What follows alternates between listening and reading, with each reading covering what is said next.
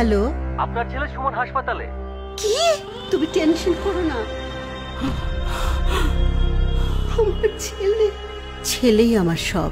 ওর বাবা বিদেশে থাকলেও ছেলের স্বাদ আহ্লাদ চাওয়া পাওয়া কিছুরই কমতি রাখি নাই আমি। মোটরসাইকেল কিন্তু সাবধানে চালাবে। ঠিক আছে বাবা, তুমি টেনশন করো না।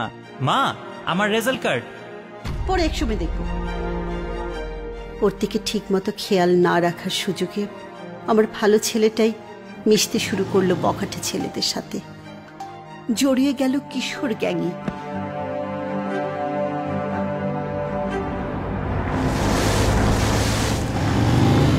আমার ছেলে যে এইসব কাজ করবে ভাবতেই পারিনি।